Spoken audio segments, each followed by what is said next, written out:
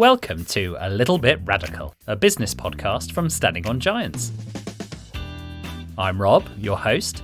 Join me as I meet people and organisations who are doing things differently, challenging the status quo and, yes, might just be a little bit radical. If you're making the transition from a business for profit to a business for good, you're likely to need some help. Someone you may well turn to is Fiona Ras-Jones, founder of MissionWorks. MissionWorks supports businesses with a purpose and those who want one to deliver impact through profitably solving a social or environmental challenge. She's worked with businesses like Patagonia, North Star Coffee, Whole Grain Digital, and us at Standing on Giants. Some great lessons for us all coming up in this conversation, I'm sure. So Fiona, welcome to the podcast. Thank you very much for having me. It's great to be here. So Fiona, if you're a little bit radical and you're on this podcast, so we know you are, what in your early life set you up for that? Strange to say, I think it was actually doing a sociology A-level. I think it just opened my eyes to a lot that was actually happening in the world, looking at things like climate change, the hidden curriculum, just how looking at our political system and really kind of understanding the challenges that we were facing, really. And from that, I actually got quite depressed and just got a bit overwhelmed by it all. And I think coming out the other side of that depression, I knew that I needed to do something. And it wasn't like, I'm going to save the world or anything, but I just knew that whatever I was going to do next was going to need to be making things better in some way or another. And that kind of led me down this path, which I've walked, and I think we'll probably talk about a bit more detail going forwards. But yeah, I think it was being awakened to the challenges, really. That's a really good word, awakened, I think. And of course, we live with woke as a term, and this is ultimately what it means, really, isn't it? About being awakened to the challenges that we all face. Really interested by what you said there about you feeling depressed when you started studying sociology. I know where you're coming from because I'm married to a sociologist, and we often joke that sociology ruins everything because you can't enjoy a rom-com anymore. You can't, sit back in easy gender roles or, whatever it might be, because you do have this kind of knowledge of systems that, we all live under. What I wanted to ask you about was, so you were describing a kind of a depression and anxiety that you felt when you were learning about these things. Now, climate anxiety is a kind of new term, in the last few years. Do you feel like you were ultimately experiencing that? Do you identify with those young people who talk about feeling climate anxiety? Yeah, definitely. I think that it's really hard and I can relate to it. I think it's so much harder for the younger generation now, and kind of hearing what they're going through, really, it hurts, just even thinking about it for them, let alone what I'm experiencing myself. But I think so many of us shut ourselves off to what's happening and, are in denial, and we've got really clever processes in our brains telling us, don't look at it, or making up reasons why it's not as bad as people are saying, because, if we do have to face it, it's pretty devastating, really. I think it's important for us to see, and I think that there are a lot of organisations and a lot of people kind of helping people see it in a way that's not just doom and gloom, but in a way where, you can see it, but then feel like you can do something about it and contribute to it without it crippling you like it did me at the time. And I wish that there had been someone there or kind of it had been talked about more, just kind of like when you really do see our society for what it is, kind of how to move through that. Force of Nature is a really interesting organisation that's helping young people to feel their climate anxiety and empower them to do something about it. I really admire their work. There's also someone who I've just started looking into called Joanna Macy, and her work around active hope, which is a spiral process of really kind of feeling our grief collectively, kind of working together and moving through that. And I'm also really interested in the work of uncertainty experts as well to help us to navigate these difficult times. Great. Thank you for sharing that. I'm sure that will be very useful to anyone who's experienced that, Fiona.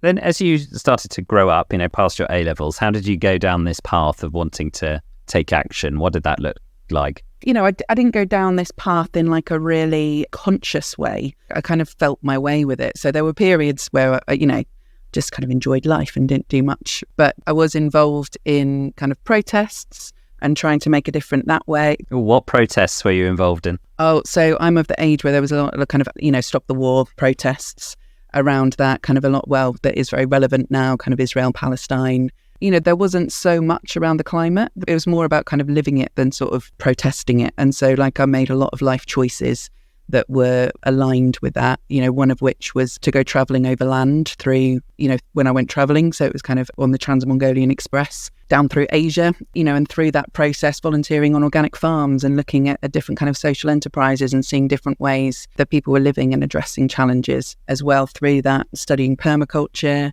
I tried to start a housing cooperative, moved in with a group of other people, and we looked at how we could maybe start cooperative living. It didn't work out. I think cooperative living is a challenge. I think it can definitely work, but it didn't in our case. And I worked for charities, worked in the public sector, and then moved on to social enterprise. You've been exposed to quite a lot of radical systems in your life, like housing cooperative, and feels to me like pretty far down the radical scale. Sorry to hear it didn't work out, because I'm sure in theory it's a wonderful thing. But what about your work now? So what route did your professional life take? So I started out working in charities. I worked for the Prince's Trust Team Programme, which is an amazing sort of 12-week programme for unemployed people 16 to 25 to help them develop their skills, understand kind of, what they wanted from life and kind of help them through things like work experience themselves, but also looking at how they can take action within the community so they could design their own kind of community projects and support people and kind of feel that connection whilst exploring what they wanted to do beyond that. I worked in a homeless hostel and then helped develop a programme that was similar to the Prince's Trust, but for ex-homeless people as well. Oh, great. It was really powerful. And then at the end of 2 years, it lost its funding. And all of that kind of learning and development, and we got recognised in sort of government reports and in best practice guides, but after those 2 years it lost its funding and all of that kind of knowledge and development went. And I think I felt a fair bit of frustration with that and the way that the funding system works with charities a lot of times. So I went into the public sector and did work on a programme that was, led a programme that was working with any organisation that worked with children 0 to 19 within a set area, and identified the local challenges that were being faced by those children and seeing how we could work together to address those through kind of sharing resources, learning from each other, and also kind of accessing innovation funding to try new ways of working. And it was really incredible and quite powerful work that was kind of happening, the change within those relationships that was happening, let alone the projects themselves. There was significant kind of measurable impact. And then we had a change of government, and that project sort of went out the window. And I really felt, again, this kind of same frustration. I kind of feel like there's all of these solutions out there, there's all of these ways forward, but one way or another they've been lost through funding and change of political agendas. And then I got really interested in social enterprise. Tell us about social enterprise then. What is a social enterprise and what does it look like and how does that work and all of that stuff, and what work did you find yourself doing there? So social enterprise, they are a business, which is very similar in a lot of ways. They've got a clear social environmental mission that's set out in their governing documents, so they're governed in that interest. They are independent of state and government control, and they earn more than half of their income through trading, unlike with a charity. So they can still accept grants and other kinds of public funding and donations, but at least half needs to be made through trading. And they reinvest or donate at least half of their profits or surpluses towards that mission. That's essentially a sort of social enterprise model. And so it's this marrying of kind of purpose and profit that I found really interesting, because you could, create impact, but on your own terms, and kind of be, in control of that and master of your own destiny, as it were, in terms of what you wanted to do. And you could think longer term. So I got really interested in that as a concept and a way forward in how you make impact. And so I started working for an organisation that they were a social enterprise, and they were going through a bit of a change themselves and wanted support to kind of transition their business model. And so I came in and supported with that. And we kind of set up a social enterprise network. We set up kind of incubator and accelerator programs. They had a big event venue that was an old church hall. We turned into a kind of music and event venue with different rooms that were hired out.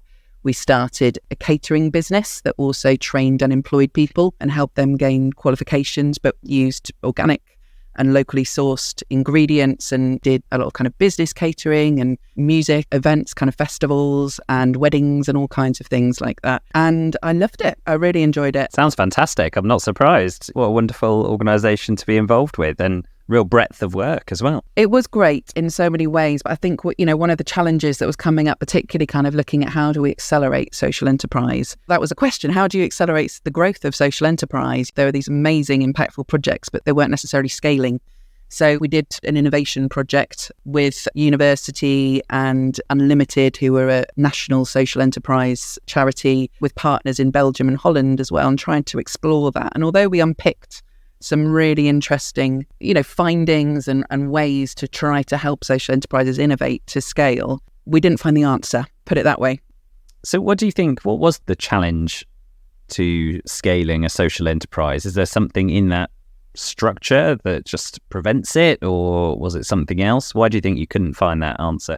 I don't think that it's necessarily the structure per se. I think that there's lots of different reasons, and a lot of times a social enterprise is trying to do something very innovative. They're trying to reinvent a way of doing business, and they're trying to balance purpose and profit. And a lot of times the balance in those organizations is very much on the purpose. And in some situations that can kind of overshadow the skill sets involved in developing viable business models and really kind of looking at that product market fit and understanding that. I think it's hard in the best of circumstances for any business, let alone when you're also trying to do it from a position where it's kind of purpose first. There's a real lack of kind of support and infrastructure and know-how. It's quite significant on that front. But there are social enterprises who are succeeding and who are thriving. But I think at the same time, we had mainstream businesses who weren't social enterprises starting to come to our events at the same time and be like, well, we don't want to be social enterprises, but we do want to make an impact. And initially, kind of, I think because of my background and slight cynicism, I was like, yeah, corporate social responsibility, you're just doing it for the sake of it, But actually, a couple of them won me round. I kind of shed those preconceptions and did some work with a couple of them. And it was really exciting just to kind of see, I guess, like the impact mindset being ignited inside these teams. I found like the huge potential there, because I was like, well, if these businesses have kind of got a really clear idea about their business model, but they really want to make an impact and have got the kind of capacity and know-how to do that, well, there's huge potential here. Around the same time I got pregnant, relocated across the other side of the country, moved up north, and thought, what am I going to do? The business was kind of born out of that, really, just kind of, well, what do I want to do next? And feeling like I really wanted to give this a go and explore this further. So I sort of trained as a B Corp, B leader, and founded the business. That does bring us to B Corp. So Standing on Giants, we're a B Corp. And as you say, you're a B leader, helping a number of organizations through that certification. And we can see that clear progression from you being in the charity sector to social enterprise to then business with a purpose. What's your assessment of the B Corp movement, of the certification, of the types of businesses that are in the movement? Where are we at now? I think that initially with B Corp, when I first heard about it, kind of considering my background, I thought it was a box-ticking exercise. It wasn't until I actually properly looked at it and what it involved that I realised that it's so much more than that. And I think that it's incredible the way it's fully comprehensive. So it's not just about the kind of social and environmental side, the fact that it also looks at governance, it looks at how you treat, workers, yes, the community, but within that, looking at kind of diversity, equity and inclusion, looking at supply chain, the environment, and how you treat your customers as well. I think that it's one of the best things we've got. And more than that, I love that, it's about a belief in a better economy. It's a community and it's a movement working together. And, it does get its criticism, but I think that it's the best we've got. And I love being part of the community. I think that sometimes doing this work is really challenging, and navigating it with like-minded people makes it easier and exciting and makes more possible. But I also feel like some people think that B Corp is like the end goal, Oh yes, we're B Corp, that's it, that's what we're aiming for. And actually, that's something that worries me, because I think that there's so much more beyond B Corp, and not just in terms of kind of tweaking a point here and a point there, but actually in terms of, going deep. Kyle Sue from B Lab, the charity behind B Corp, says, achieving B Corp is like reaching base camp at Everest. Great way of putting it. Yeah, I love that analogy. It really is that thing. Like, it's a huge achievement to get there, but really it's just the start. And I think kind of those companies that are taking it seriously and really want to make an impact see it that way. They reach that certification point and then they're like, okay, like, what's next? You know, what are we doing now? And how is this going to form part of our strategy? How can we change things? Because they understand impact on a much deeper level, having gone through that process.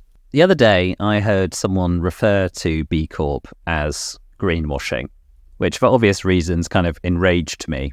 But rather than hear what I think about that, what would you say in answer to labelling B Corp as greenwashing?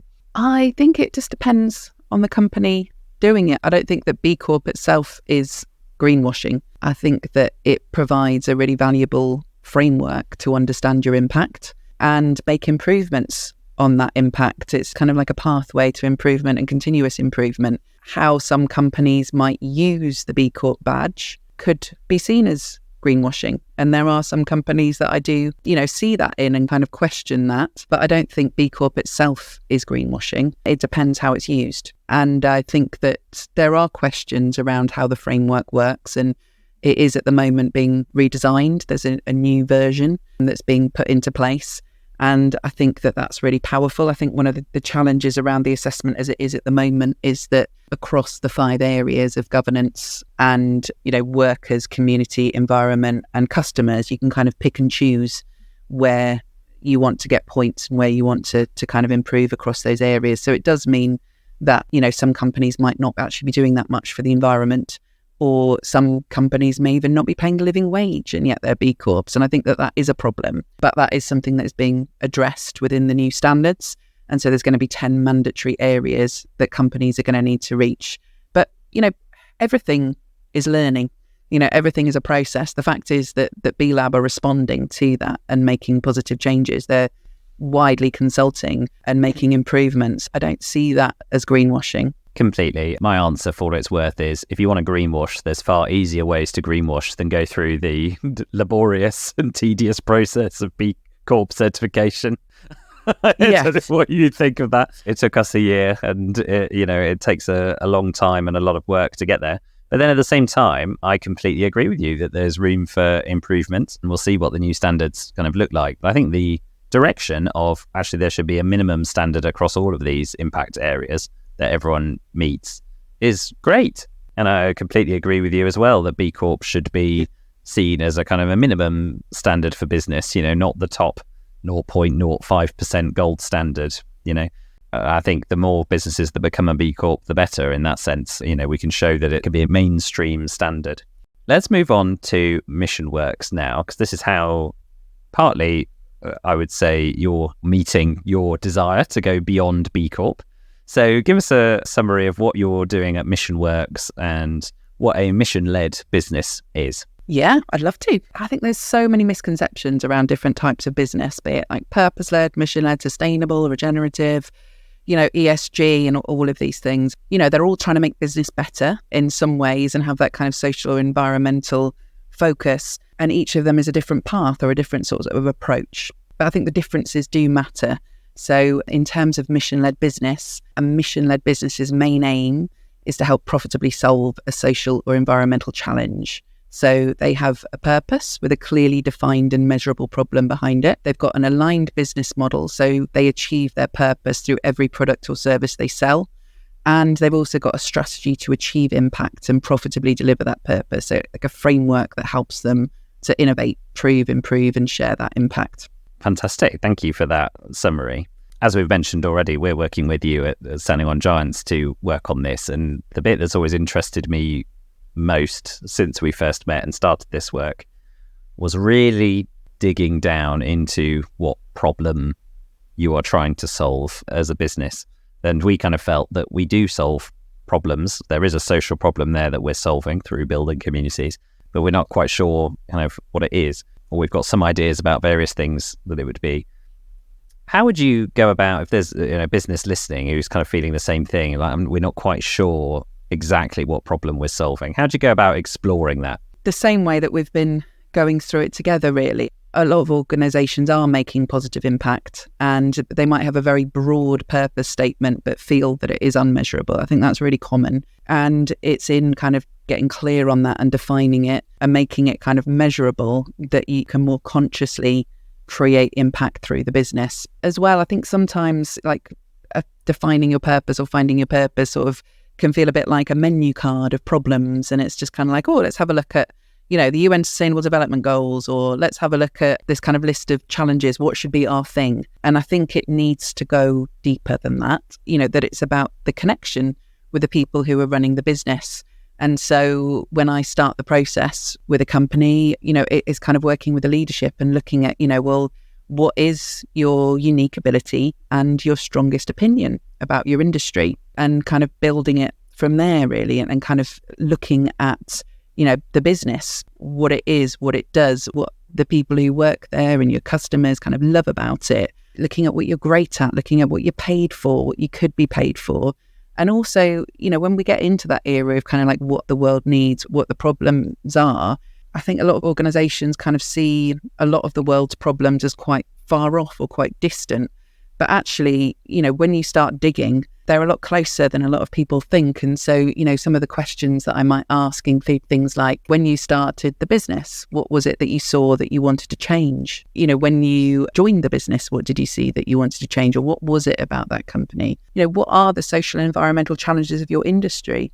Every industry has got its social and environmental negative impact, and really kind of digging into those and seeing where those threads can be brought together and starting to explore those problems more deeply, really kind of understand them, and not just a kind of surface level the environment is going to be our issue, but what part of that is a problem? Why is it a problem? Who's it a problem for? What are the barriers? What are the enablers? What are the symptoms? What are the causes? And how does that relate to your business model? How does it relate to the resources that you have? The things that you can bring to that, who you can influence, who is in your sphere of influence. So it's a kind of process really of going through that, bringing the team and relevant other stakeholders on board to really kind of explore and refine that problem.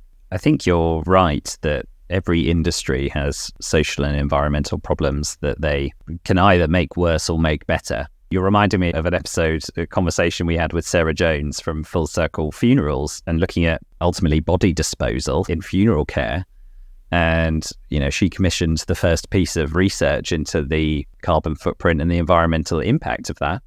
And the information that's come out of that study that Planet Mark did is incredible, because it empowers people to make a decision. If that's important to them, they can make a decision on having a more environmentally friendly funeral. And so I think that's a great example that springs to mind for me. I'd love for you to share, what's your favourite example of a mission-led business that you think is a great example for people to understand this concept? There's lots that I absolutely love, and I think Tony's Chocolonely is probably one of the best examples. Yum. But yeah, they are delicious. But I think actually I'd like to talk about Ella's Kitchen, the children food brand. They are really interesting that the problem behind their purpose is that 1 in 4 children are either overweight or obese by the time they start school. Gosh. Yeah, it's really significant. I mean, these problems, you just kind of think... And is that primary school or secondary school? Or by the time they start primary school. Oh my gosh. So by the time they're 5. And they've done a lot of research around that and kind of, gone into exploring that. And their purpose is improve children's lives through developing healthy relationships with food. That's their purpose, or their mission statement, as they call it. And so, their approach, what they've looked at is, how do we bridge that gap? How do we achieve this? So, one of the things they believe is that policies that support positive health in under 5, like government policies, need to change to support better health. So they do a lot of government lobbying, they do a lot of research and development, and of course, all of that fits into kind of building relationships and marketing. They also believe that, better options need to be available for kids. And so they've gone down the route of producing food that is healthy food, that's organic, that's nutritionally balanced, that's appealing in terms of the kind of the packaging colour, its sensory and its nature. They've worked with speech and language therapists and other specialists to kind of develop this food, but in a way that's, it's as easy to grab as a packet of crisps or a chocolate bar. And so for every item they sell, they're achieving their purpose because they're providing that healthy option, and they also believe that children need to have good experiences with their food. And so they're doing that. They support a charity to deliver healthy food in school and nursery kind of sensory food sessions. Like they do weaning videos to help parents. They do an eat along book and all kinds of other resources, which again, of course, are their marketing, but it's in aid of the cause. It's in aid of delivering that purpose, that mission, completing that mission to really kind of try to profitably solve that challenge. That's a great example. And it doesn't need to be an either or. Your marketing can be effective marketing, but also be serving your purpose. And I think a lot of the criticism of sort of purpose-led businesses and then other things that it gets lumped in with, as you say, with kind of CSR, B Corp, whatever it might be, is kind of like traditional, for want of a better word, business people turning around and going, oh, well, that's all well and good, but ultimately we're a business and we need to make money. I've just looked it up, and Ella's Kitchen latest pre-tax profits were £15 million profit in the last financial year. So they're making loads of money.